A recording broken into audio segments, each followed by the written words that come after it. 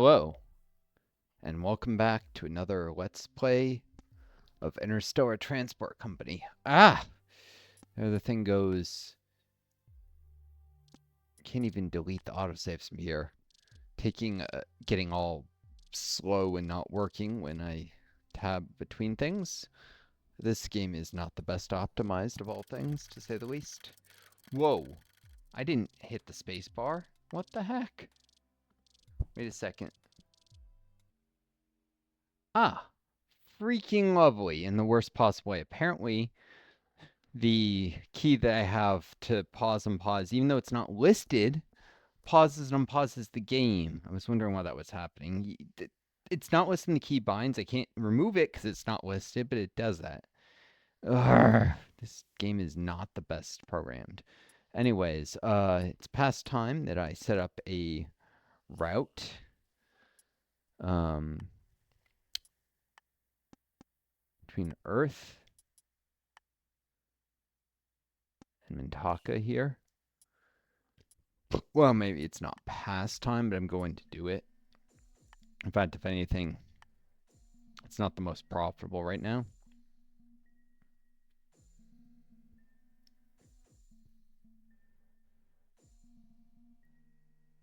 Just going to capitalize that.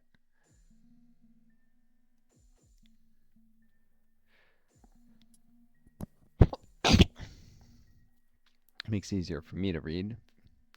So this will start to improve my reputation in Hakka 2A, ensure that the stupid AI doesn't completely fail to actually sufficiently service this route. Since it's interstellar, you can select dilithium fuel to make it to the next stop. If you're producing dilithium fuel in the system, return. If you make your return journey,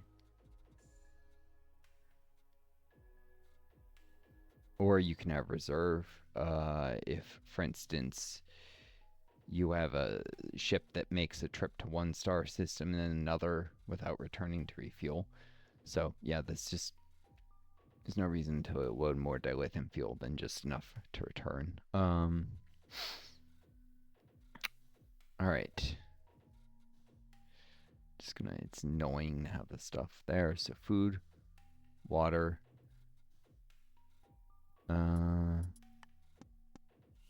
Well, I could bring some dilithium fuel, I suppose. Like, deliver it, but yeah, no, it wouldn't do any good. Food, water. Goods. This is going to be coming from Earth, so there's no need for weaponry. That would be from, like, the moon. Any passengers that are available? Food, water, machinery, passengers, goods. Cool. That's from Earth.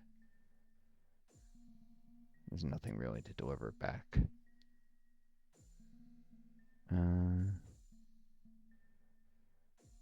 This makes it easier for me to tell later if I'm doing some kind of distribution thing, which I'm not.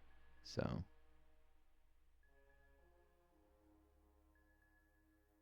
cool. Matches.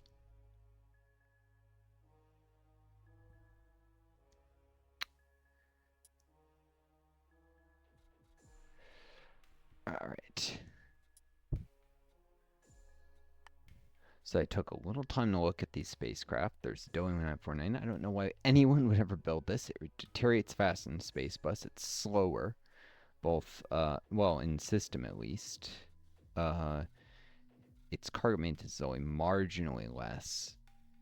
Loading days, I mean, it's a little more efficient with gates and cargo maintenance, but it's more fuel hungry in terms of in-system fuel and requires a bigger spaceport.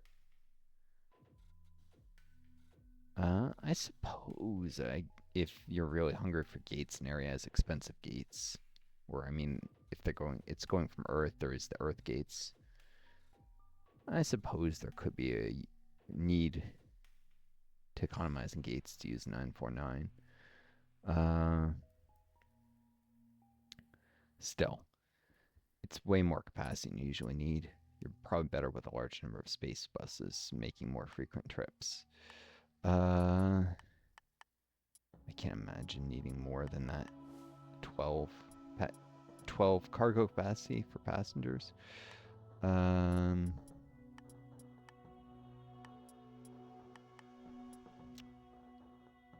on. Yeah, water is only a little more in demand than food, although eventually I think becomes self-sufficient. It's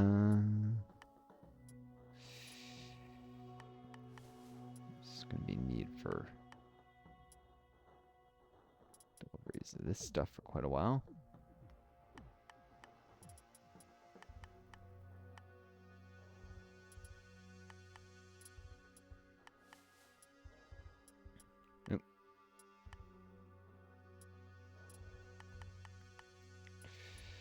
Let's see.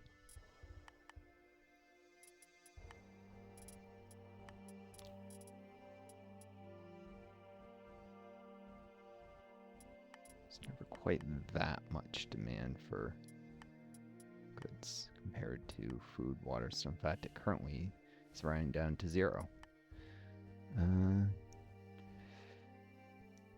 This isn't what I saved it as, or yeah, it sometimes loses what you had set when you minimize out of something knowingly. All right, 12 food, 14 water, 15 machinery, 2 whatever goods, and 12 space for passengers. Maybe I don't want to go quite that heavy on passengers and machinery more, because for a long time there'll be need for machinery. Okay. Yeah, and this can land. It only needs a size 4 spaceport, which actually be a surface pad and take more fuel, but all of the interstellar destinations have that. Like I could even go here, Mathal, if I wanted. I haven't upgraded anything. There's a large surface port there. I could land space bus. Of course, I'd probably want to upgrade it both to save fuel and improve my reputation, which gets me higher payouts for deliveries. Anyways. Oh, I had this pause because the game music was annoying me. So Mintaka has the largest population of all the destinations. It's closer to the Earth, so I'll probably just start with a few medium-sized haulers there. And honestly, it wasn't really even cost-effective. I would be better off investing in my own in the Sol system. So probably next up is just, I guess, thruster efficiency or drone efficiency, so I can get large drones. Nah, just thruster efficiency. Excuse me, because most of my fleet is intra-system ships for now. And then up the drone stuff for fuel efficiency. So thruster efficiency, fuel efficiency, cargo efficiency. Get the warp class 1 and 2 later for more interstellar trips, bigger, but you actually need bigger spaceports. Size 8 for the Bio-Wamul, the KH-1, and the Colchine one.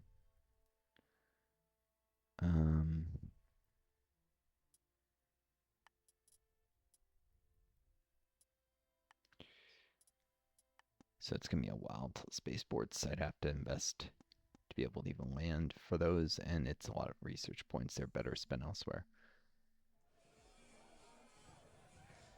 All right. And security stations get built, and then they shut down, and then they return. It's because they get built, but they don't have any stockpile.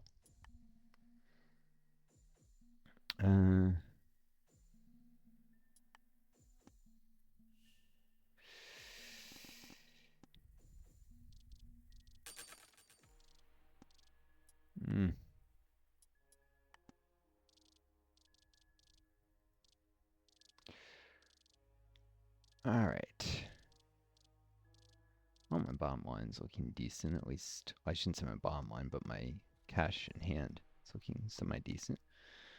All these freaking gates on Titan. Should probably start a line there soon.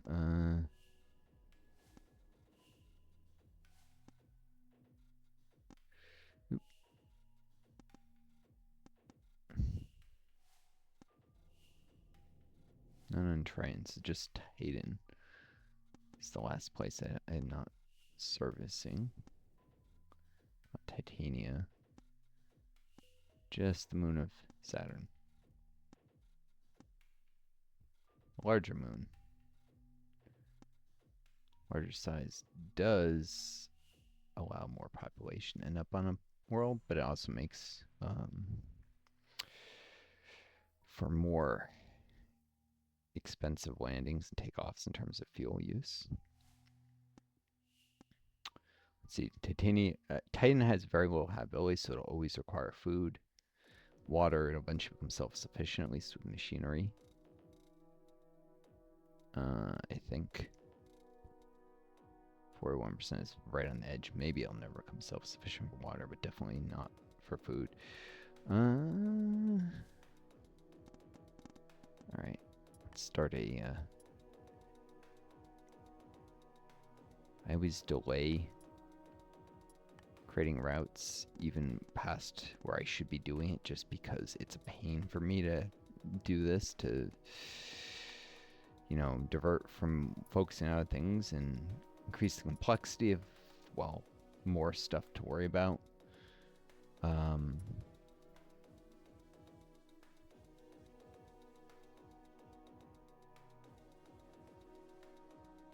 Just so I can add a new route. Food, water, always goods, anywhere really. Machinery, still some machinery left to deliver. And then there's dilithium crystals that could be transported back to Earth. Okay, that tells me what.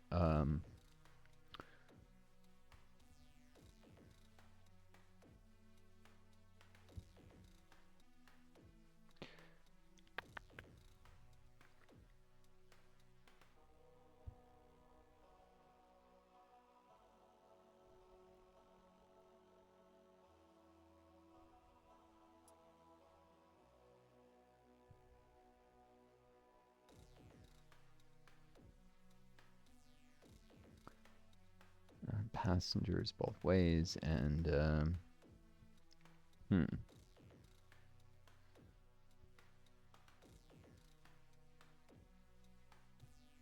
dilithium crystals.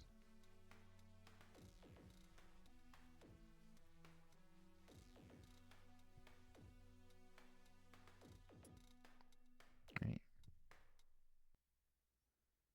Doing demand for these things.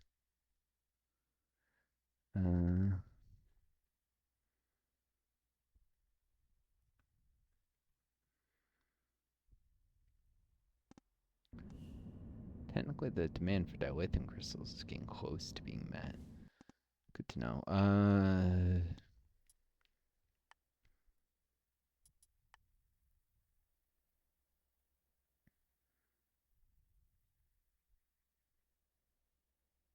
You can do things without a route, interestingly.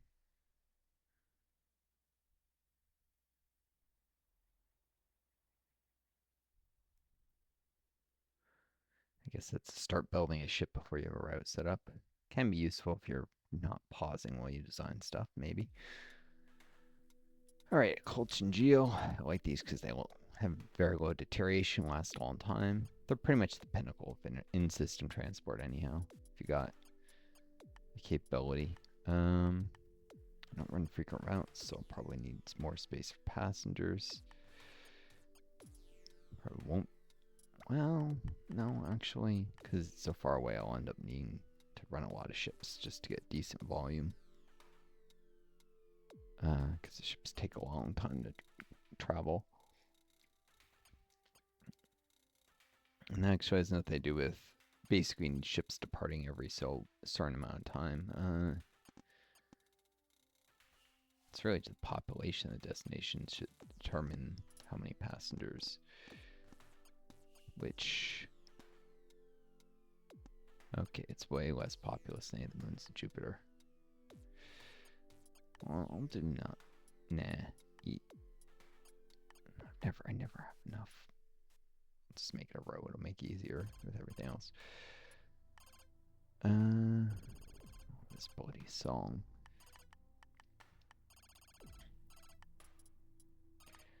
The demand for.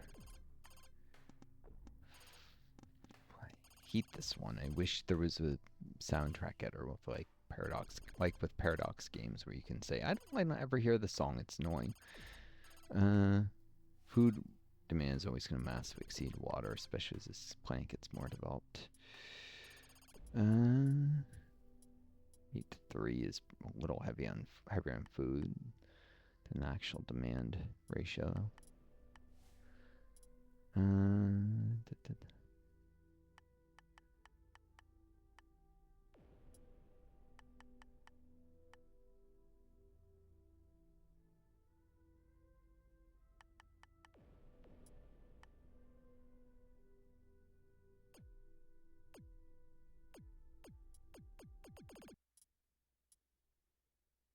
448.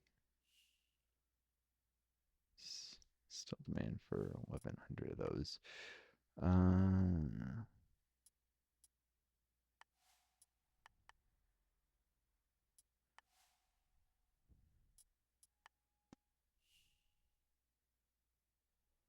consumer goods demand is actually higher than the demand for water. Interesting. Good thing I checked that.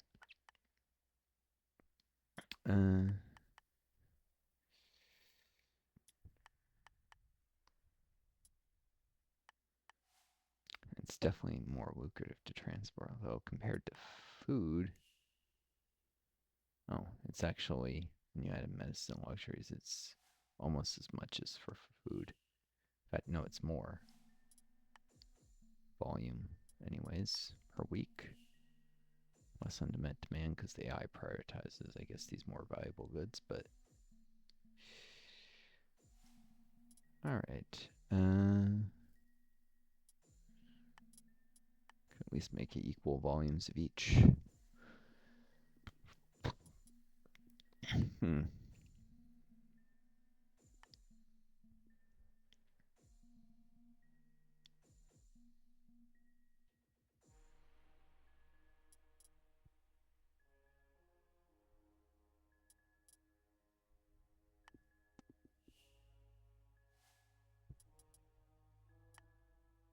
This is too much. A little too heavy on water.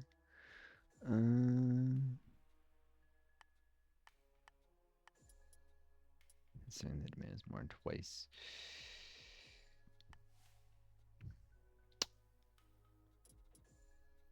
I don't like going too heavy into machinery. I know it's eventually it's gonna dry up, but there we go. This should pretty much never need a refit, or not for a very long time. All right, Colton Geo. So started service at 10.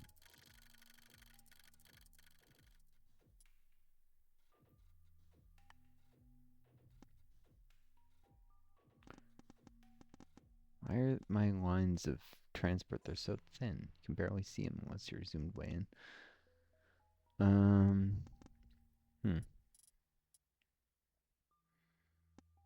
There's the moons of Jupiter. Colonies still needs water.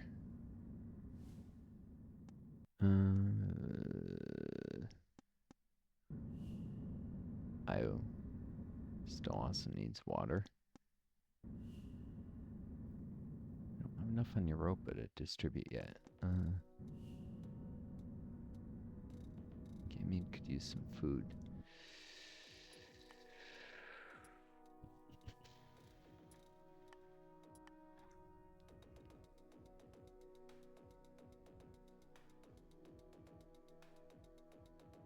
Hmm. 24 for goods.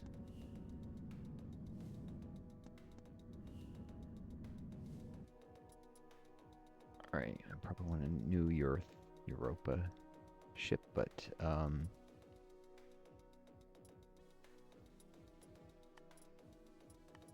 let's look at what there currently is in that route.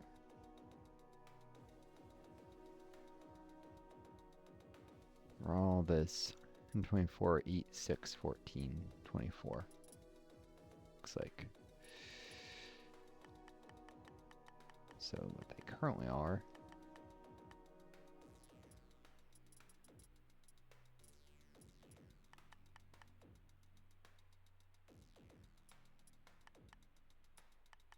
Something like transferring machinery, which there's gotta be no demand left for hardly.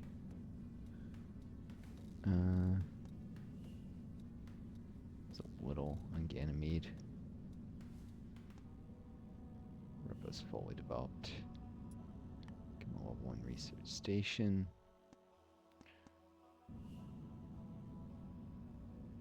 Callisto's also fully developed.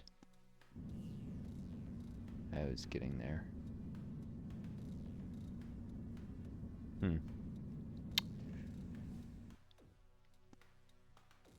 Alright, well.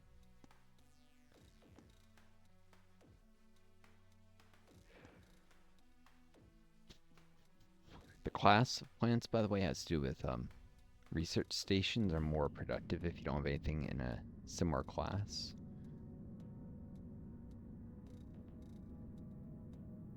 If you have 2 research stations, identical planet types, you only get a quarter of the research output for the second. That's what that tooltip was saying.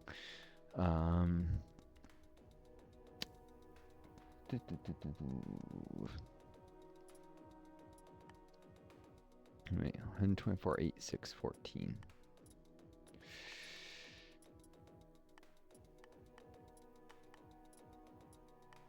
24. 4. This is what they currently look like. I definitely don't want the machinery. I probably want more water, despite Europa being a net source of it, because we can export that to other planets.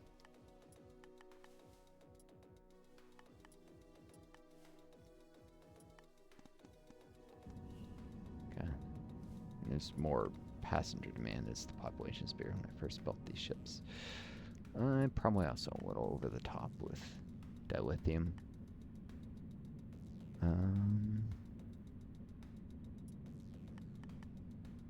There we go. That's more like it. So I apologize. It is cold here. It's like, I don't want to say exact temperature, but it's cold even inside. I'm bumped to 9s, fleece hat, fleece on, covered under blankets. Doing everything I can to stay warm. My long COVID's tough. Somewhat irritable. Jaw hurts. My head hurts. My sinuses hurt. It's partly long COVID stuff and possibly a sinus infection. Got pricks in this area being obnoxious with their vehicles. You get these people who jack up the rides. You probably can't hear it because noise canceling, but get their engines to make way more noise than they should because, oh, it sounds cool if the thing is going so yeah, I'm not in the best of moods. I apologize.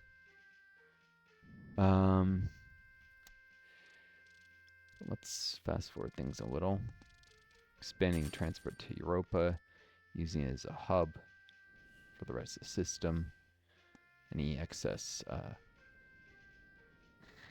food or water here should transport out to the rest of the system. Looks like they're producing net food on Europa now too. But the habitability is only 21%. Must be a effect where food production changes as a population grows. I think Iowa's the only place that isn't close to filling its food needs. Ganymede. Not fully developed it well. Which has a probability of only 5%. Definitely will never produce enough food. Of course, a lot of these still have some unmet demand. Reason all this matters.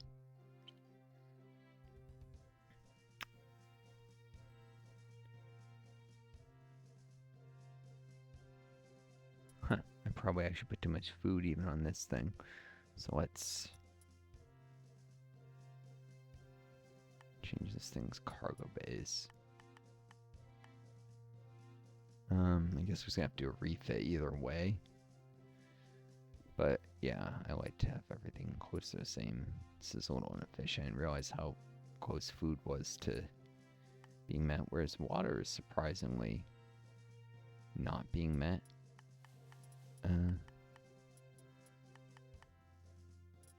That's interesting to say the least. There we go.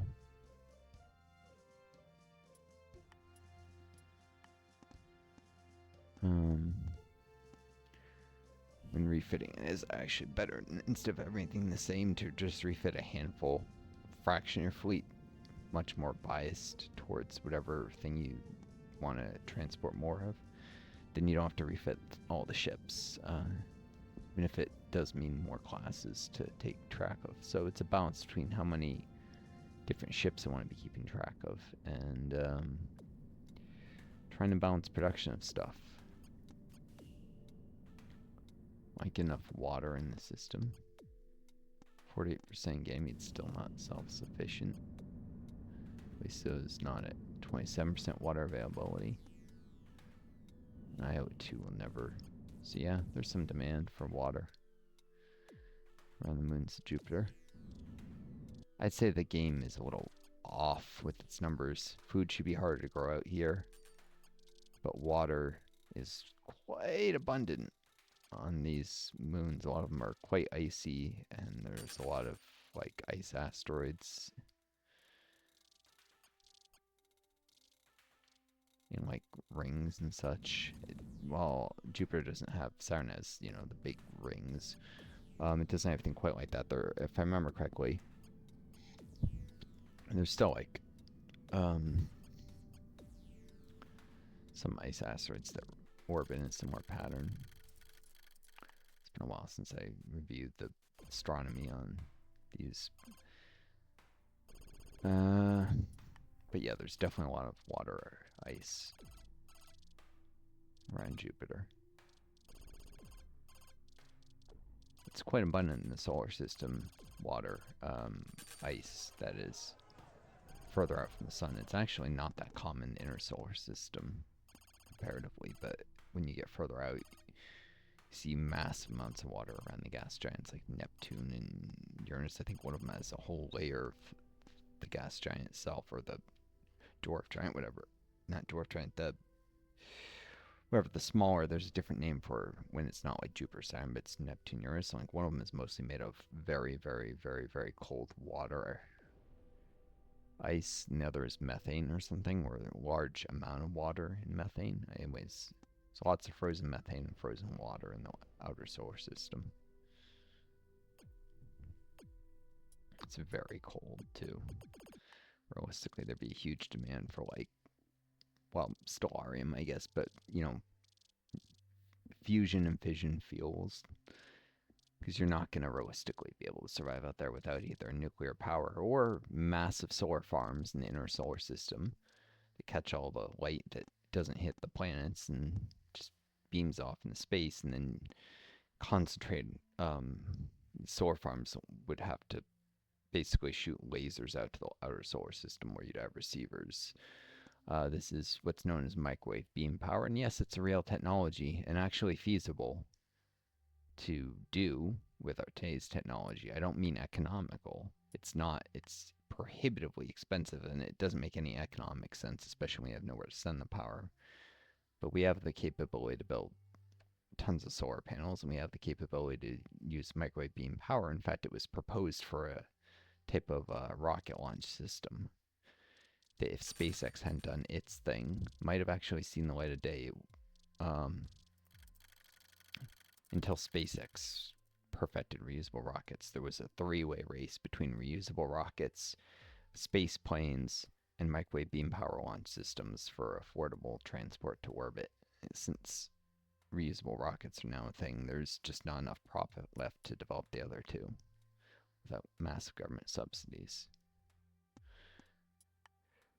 Although actually, you could combine these technologies. Like there's no rule against having a civil war in Titania, really? On the moon of Uranus? It's only 42 million people there. And they're freaking killing each other. That's going to shut down the security station extremely quickly. I have no service there. A terrible reputation. I suppose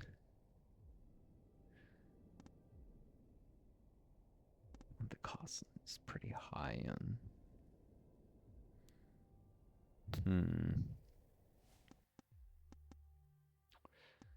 Instead of actually doing a gate there, I might just want to. Do I have the capability of doing drones? Large drones yet? No, that would be 42,000 research points.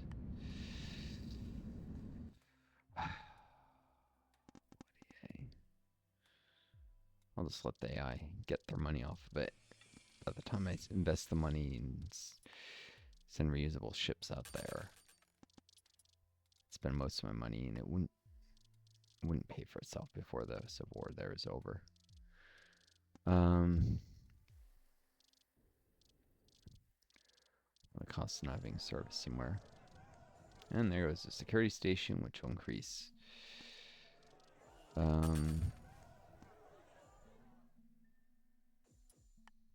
Piracy out by Uranus, although I don't send anything out that far, so relevant to me. So yeah, there's no rule against, say, having a space plane that uses microwave beam power to reduce its own weight some. So basically, and I play Kerbal Space Program, and I've actually used to be one of the co-contributors who helped do the Europa now is a weapons factory, probably because of that civil war out in Uranus. Interesting. Well, that's not terrible.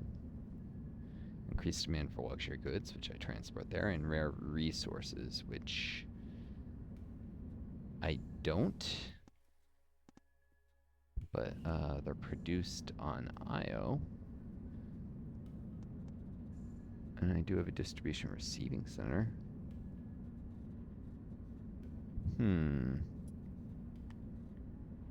So also max out my rep.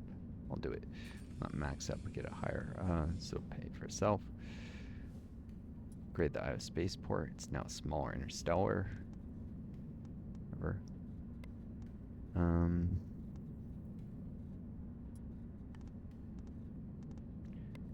Create a distribution hub on Io. That'll send rare resources wherever.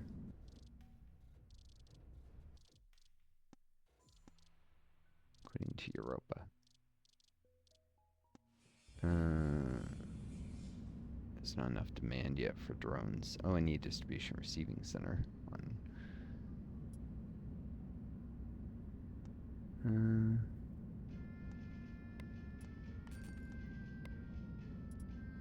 There we go. That's why.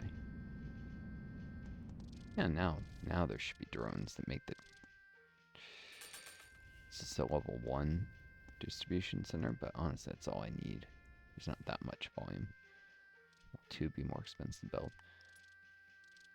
So yeah, I've played my share of Kerbal Space Program, and I was one of the main co-contributors to the KSP Interstellar Extended mod for a while. Helped the main mod author, I guess you could say it was for a while, basically the second author. using conventions from science. The guy who made the second largest contributions to that mod for a time. I haven't done anything for a long time, and others have surpassed my net contributions quite a lot since. But yeah, and it gets involved with stuff like microwave beam power, Kerbal Space Program, and so I went and looked at the existing science and the existing technologies, because there was actually plans for building a big array of microwave beam power. I think it was, what was it? Transceivers? No, transceivers are both transmitters and receivers. Just transmitters. Transceivers is data stuff. Although you can build transceivers for microwave stuff that can receive beams, the what's known as a maser, a microwave laser, and then beam it further to extend the range. So if you wanted to send the power beyond low Earth orbit, you'd put a transceiver in orbit. That's what it was. Another interstellar colony. Anyways, while that's going on, I'm trying to get a little money, and there goes the Civil War and Titania. Well, we got a couple weapons factories in Europe out of it. It's not terrible. There's money to be made transferring luxuries to Europa now as a result. More money to be made. And rare resources from IO.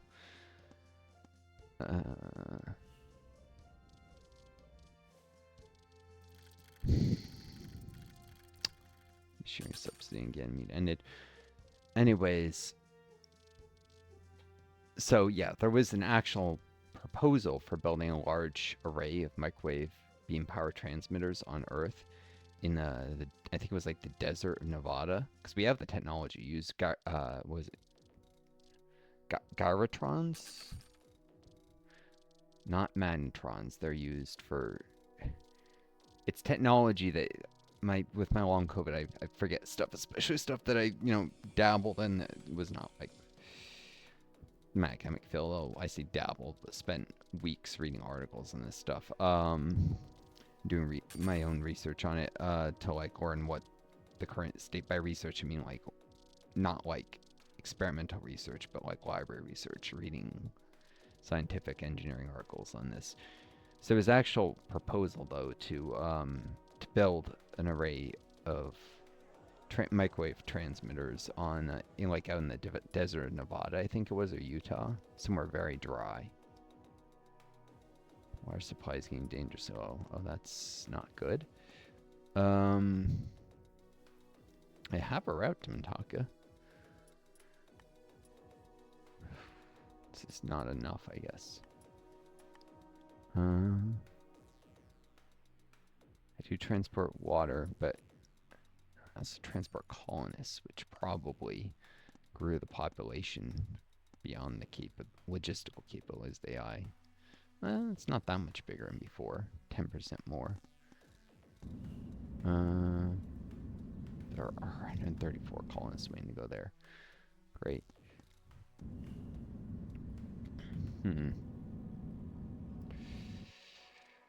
This rate, I'm probably need another gate on Earth in a second. Let's just grab rate 6.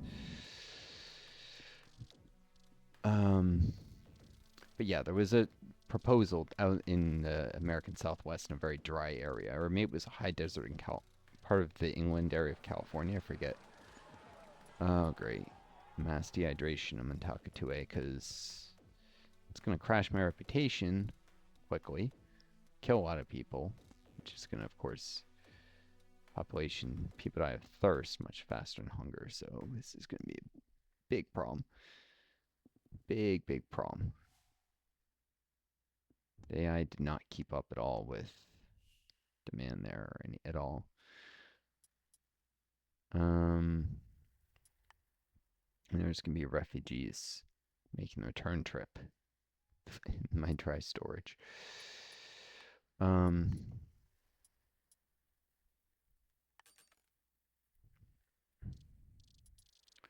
Space a little.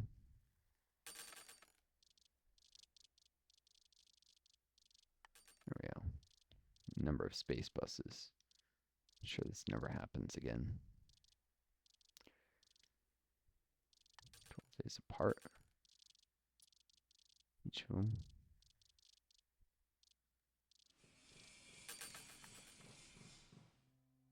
And the spaceport got upgraded.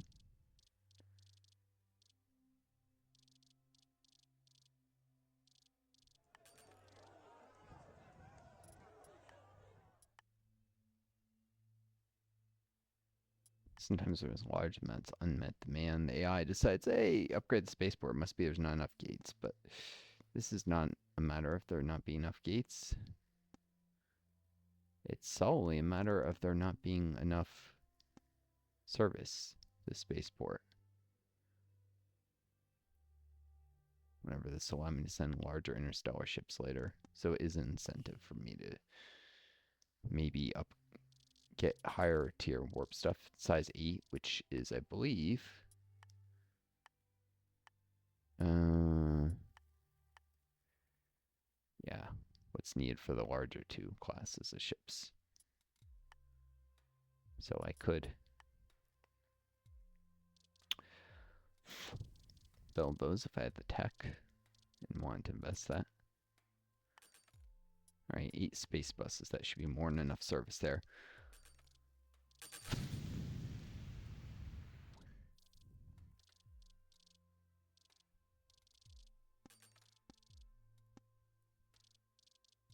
You can see them go.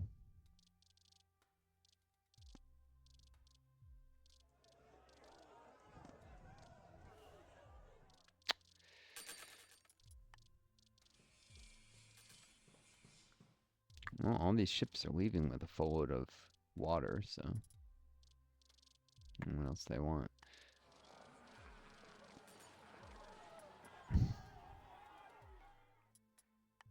Population keeps increasing despite this, because there's so many colonists arriving. Anyways, yes, there was a proposal to build these microwave beam power transmitters. Let me check the time, how long this has been going here. Save in case of like a crash. 42 minutes. Oh, lovely.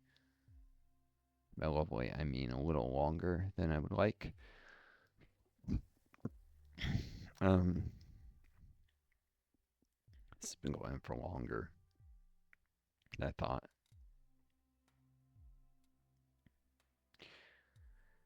So while the game is deciding whether it's going to load or not, there we go.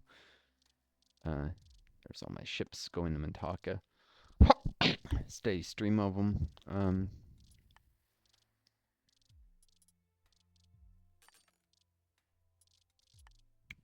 Add maybe another. There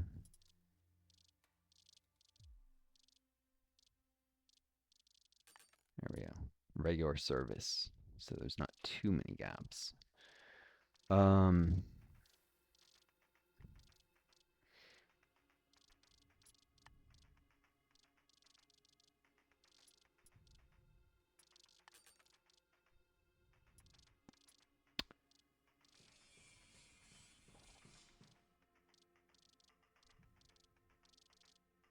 There we go.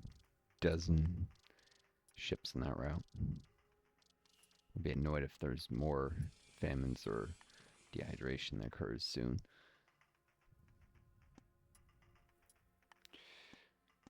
Briefly overwhelm the Earth gates. It's probably because I've had so much gate usage for the interstellar routes that'll be less of an issue soon.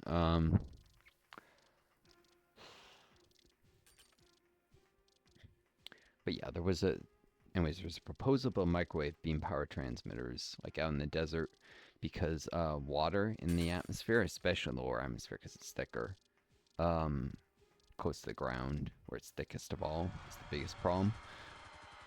Oh, come on! Pirates?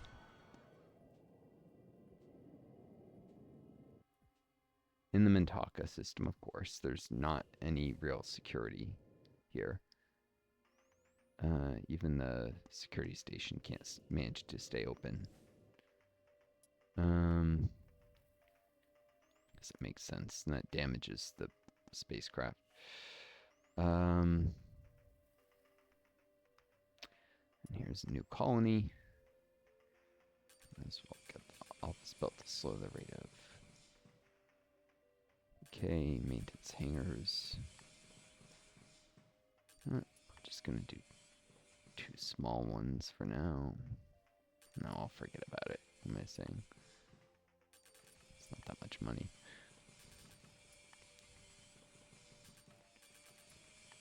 Standard setup.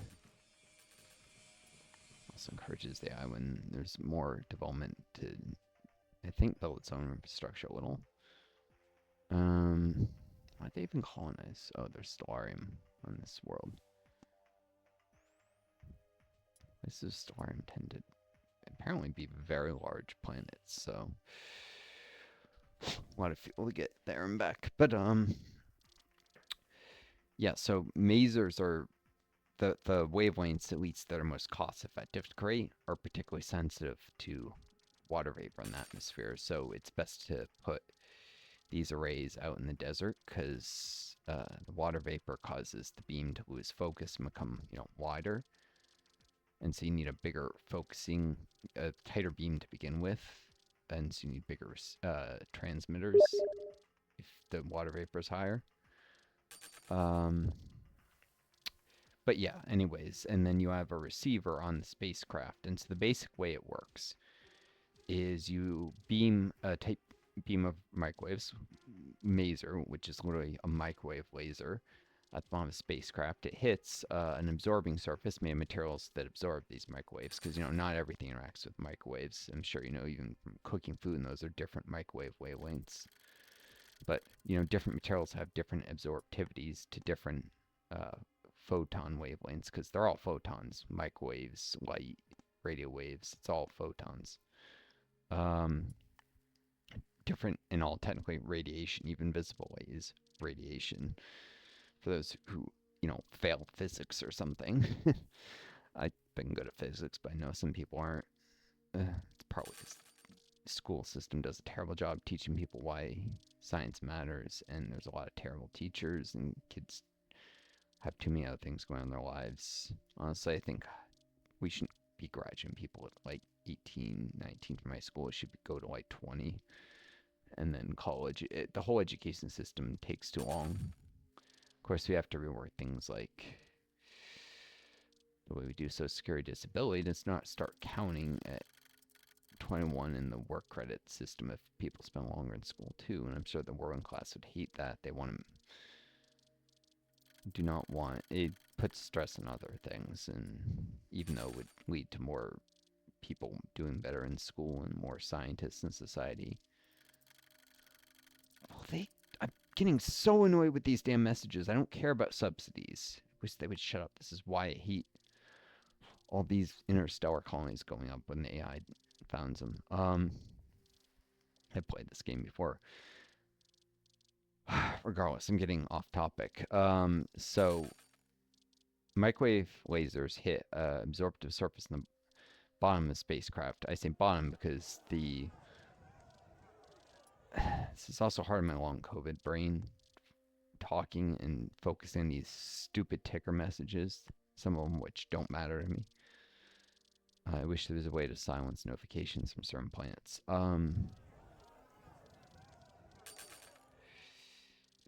Bloody AI is not doing a sufficient job to service all these colonies it built. Of course, it never does.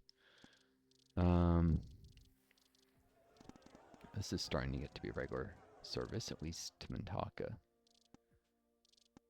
You can see the occasional spacecraft come into the edge of the system. There's a rocket. There's another rocket. There's a Colchin cigar. Really? The AI has the highest level interstellar transports already. And it's transporting nothing but consumer goods. Oh no, nothing but medicine. 205. What the hell are they transporting 205 medicine for? I guess this world's never going to run out of it again. Pretty sure they're not even getting paid for that. I can see it's 205 medicine and nothing else in this spacecraft. This is 205 water.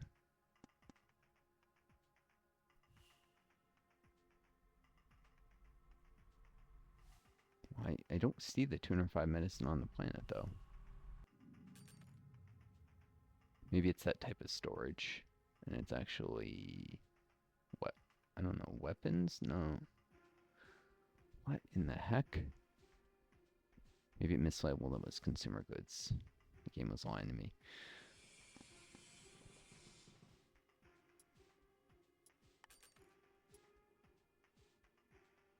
Obtain upgraded dilithium crystal mine. Interesting. I'm just going to pause this while I explain this, because I cannot multitask and pay attention to these damn ticker notifications. Plus, I need to save anyhow. So, all right, that's the single player one. And this is SP2. So, you shoot microwave laser, or rather transmit it, towards the bottom of the spacecraft. I say bottom because whereas most rockets are cylinders, in order to maximize the surface area for a receiving surface, the designs were somewhat flattened, so they were more oval shaped, not symmetrical in well, actually still symmetrical, but not perfectly even radius, in every direction. You know what an oval is, how it can be extended, be more flattened than a circle. And so these oval-shaped spacecraft would turn so they had more surface area exposed as they were ascending, and they would actually take a solar ascent profile more similar to like a space plane than like a rocket, typical rocket profile that's just optimized to get to orbit with as little energy as possible so that they can remain close to the microwave receivers for longer. Otherwise, you need another second set of, I should say, transmitters. Otherwise, you need another second set of transmitters further downrange if you use a typical rocket ascent, which can be done. Just like radio transmissions to get to data flow, they would actually have a downrange set for maintaining communications. It's just added expense. So in the early part of the ascent, these spacecraft would actually tend to spiral near the transmitters using aerodynamics, so that they would have some aerodynamic control surfaces, kind of like a space plane, but not something that is being held up purely by lift. It could maneuver a little bit, but it's a lifting body surface, but it's not capable of generating enough lift for a level flight. But anyways, and it's using thrust to ascend. So it spirals in the early part of ascent before the G-forces and continuing to spiral become too great, and then it has to just go downrange, usually headed east, because that's the way rockets launch because of the Earth's rotation. But by that point, it's gone fairly high up, especially if it starts, so that when it finally makes its final turn to east, the spacecraft start off west of the transmitter array. So it's heading in a straight line and goes over it, and it's longer till it's out of range. Well, it never gets completely out of range. But the amount of microwaves that can be collected by the spacecraft start to get less as it's in the final part of its ascent. By that point, though, the spacecraft has built up a lot of velocity and a lot of altitude, and it may switch to conventional rockets for the final part of its ascent to orbit. But the microwaves are received at the bottom of the spacecraft, and the heat these receiving surfaces, and the heat is used. You have a heat exchanger surface. Usually, the way this is designed is you have materials that can both absorb microwaves and act as heat exchangers to save weight, but you can also have, I should say, heat exchangers that can interact directly with hydrogen gas that was usually from cryogenic storage. heat up. So very tough materials, or you have a whole heat exchange system if the receiving material is too frail. But there were, I think, graphite-based materials that could do this or something. I forget. They had materials. There's some difficulties, but it was perfectly doable to have the same material act as heat exchange and absorption. Anyways, so you heat the heck out of, you basically superheat hydrogen gas and then expel at the back of a spacecraft. The way a rocket works is you heat a gas, and as gas gets hotter, um, you get higher pressure for a certain amount of molecular mass, or not molecular mass, molar volume, a certain amount of a certain weight of gas. I'll say that. That's the easiest way to say this. A certain weight of gas will, or mass of gas more properly, because weight is based on gravity. But a certain mass of gas will create more pressure as it gets hotter. You can see this all the time with like internal combustion engines use this principle where hot gases are generated, and except that also has to do with change with combustion, with actual changes from solid hydrocarbons to gas, CO2, and water vapor. So again, it's a little different, but geez, I used to be able to explain this so much more easily. Anyways, so heat gas, the rocket engine, the basic principle of rocket engine is to turn uh, increase in temperature of a gas into linear velocity. The shape of the rocket nozzle at the back of a rocket expands the gas, which actually cools it down, but speeds it up at the same time. This has to do with fluid dynamics. And the shape of the nozzle is designed to get all the gas moving in a single direction. So you expel fast moving gas out the back of a rocket in a single direction. That's how any rocket works, like the ones we use now and everything. This just, instead of relying on combustion, relies on hydrogen. The reason for this is because lighter gases such as hydrogen can obtain much higher velocities for a given temperature than heavier gases, such as um,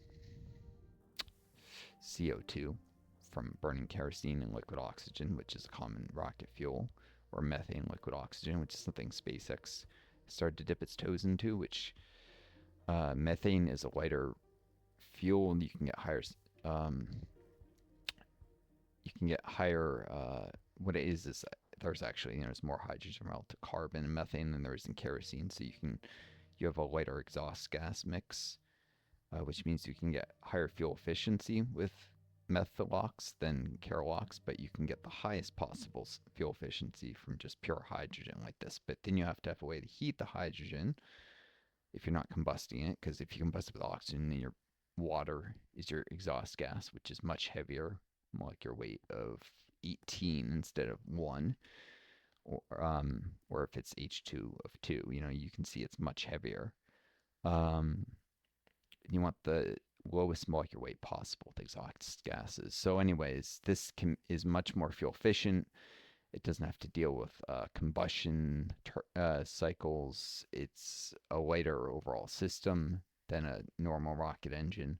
And the weight savings of this and the fuel efficiency, which with the rocket equation, if something is less fuel efficient, then it needs to carry more fuel, and then it needs to carry fuel to lift the weight of the fuel that's increased because of lower fuel efficiency. So there's exponential effects. Something that's half as fuel efficient may weigh like 8 times as much on the launch pad. I'd rather not get into all the math with that, but basically, it's to be said, this is something that could reduce the cost of rocket launches versus typical expendable rockets, but you could also reuse these. SpaceX perfected very simple, reusable Kerolox rockets, but if you're able to do this with, say, microwave beam power, you can have something that's even more cost effective.